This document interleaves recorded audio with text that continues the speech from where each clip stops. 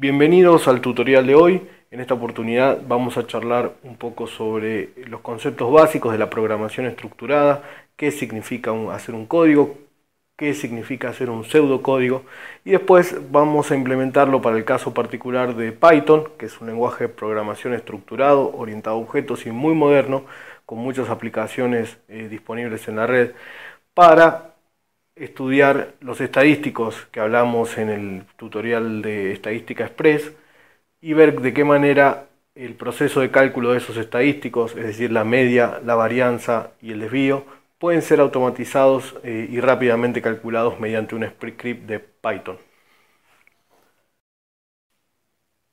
Nos preguntamos entonces qué es Python. Python es un lenguaje de programación interpretado, de tipado dinámico, multiplataforma y orientado a objetos. ¿Qué quieren decir estos puntos? Que sea un lenguaje de programación significa que es un lenguaje formal que está diseñado para expresar procesos que son ejecutados por un computador. Luego tenemos un intérprete, que es el intérprete Python, que va a ejecutar en forma secuencial los comandos que nosotros introducimos en nuestro código Python. Usualmente los códigos Python van a tener la extensión .py. El tipado dinámico es algo que es muy cómodo a la hora de trabajar con Python, ya que no es necesario declarar qué tipo de variable estamos trabajando antes de utilizarla por primera vez. En este caso nosotros vamos a definir una variable, por ejemplo, a igual 5, como 5 es un número entero, a automáticamente va a tomar el tipo entero. Si escribimos otra variable b igual 3.14, b va a tomar automáticamente un tipo de doble o flotante. Que sea multiplataforma es algo que lo hace muy cómodo porque es posible utilizar el mismo script, el mismo código, independientemente del sistema operativo donde se está trabajando. Hay intérpretes para distintos sistemas operativos y los scripts funcionan de igual forma en cualquier sistema operativo. Habíamos dicho también que Python era un código fuertemente orientado a objetos. ¿Qué significa esto? Un objeto es una entidad computacional que agrupa un estado y una funcionalidad relacionada. Un estado lo vamos a identificar con los atributos del objeto y la funcionalidad vamos a llamar a los métodos del objeto. Por ejemplo, imagínense un carro, un automóvil, un coche, un auto, según el país donde ustedes estén ubicados. Los estados de ese carro, ¿cuál podrían ser? El color, si está prendido o apagado, si usa gasolina o diésel o aceite combustible para motor, etc. Esos podrían ser estados, es decir, atributos del objeto carro.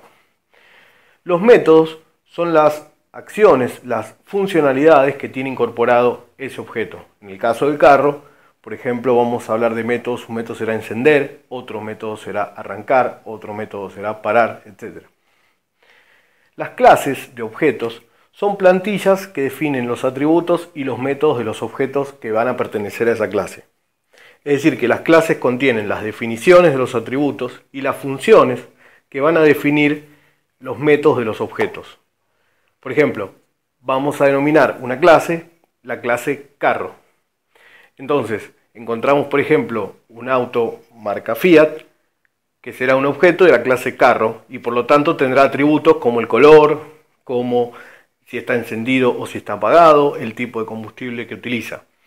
También tendrá otras funciones que serán arrancar, parar, encender. Estas funciones están programadas dentro de la clase y al decirle que el objeto Fiat pertenece a la clase carro, automáticamente el objeto Fiat va a adquirir todas esas funciones y todos sus atributos. Luego nosotros como usuarios tendremos que definir cuáles son los valores, por ejemplo, el color, si está prendido o apagado, etc. Pero vamos a interactuar con el objeto mediante la funcionalidad que nos provee la clase. En Python, todos los elementos son objetos que pertenecen a una determinada clase. Y estas clases tienen funciones predefinidas. Dijimos que Python es un lenguaje de programación estructurada. ¿Pero qué significa esto? En la década del 60, dos personas, Bohm y Jacopini, demostraron un teorema anterior de von Neumann, donde se demuestra que toda función computable, es decir, toda función que puede ser ejecutada por una computadora, se puede implementar con solamente tres estructuras lógicas. es decir, secuencia, selección e iteración. ¿Qué son estas estructuras? La secuencia es simplemente la ejecución secuencial de instrucciones. Hago esto, luego hago lo otro, después hago esto otro. La selección implica una decisión. Yo voy a hacer esto si se cumple la condición y voy a hacer otra cosa si esa condición no se cumple. Por ejemplo, si estamos evaluando si un número es mayor o menor que 5 y en función de eso queremos determinar que algo suceda o no, pues lo que haremos es decir que si la variable a es menor que 5, entonces ejecutamos tal secuencia. Y si eso no pasa, ejecutamos otra secuencia. Y finalmente la iteración es la ejecución de una sentencia mientras la condición sea verdadera. Es decir, vamos a repetir la ejecución secuencial de un pedazo del código mientras que alguna condición se cumpla. Esto es el teorema del código estructurado. Veamos un ejemplo concreto. Imaginamos que queremos cocinar una receta de cocina en particular. Yo les voy a dar la receta del arroz con leche que hacía mi abuela. Entonces, para hacer una receta tenemos que seguir una serie de secuencias. Seguramente la primera de ellas va a ser conseguir los ingredientes para poder realizar la receta que estamos cocinando. Sin embargo, si nosotros realizamos esta serie de pasos de esta manera secuencialmente, seguramente vamos a terminar con un producto que no era el deseado. ¿Por qué?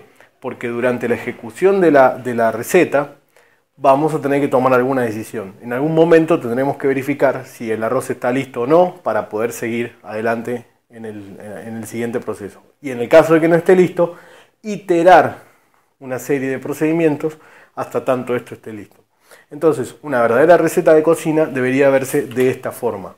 Esas flechas indican las secuencias, las decisiones y las iteraciones que tenemos que hacer mientras cocinamos una receta de cocina. En este caso, la primera secuencia sería conseguir los ingredientes, arroz, agua, leche, etc. Luego tenemos que comenzar la precocción del arroz en agua. Cuando está casi listo para ser comido, es decir, cuando está listo para pasar a la siguiente etapa, debemos colar el arroz. Pero hasta tanto eso no ocurra, continuamos iterando la secuencia de precocinar el arroz, verificar si está listo, precocinar el arroz, verificar si está listo, hasta tanto esté casi listo para seguir adelante. Luego hay que colarlo, poner el arroz en una olla con la leche, continuamos cocinando el arroz, revolviendo cada tanto y una vez más debemos tomar una decisión. ¿Está listo el arroz para ser consumido?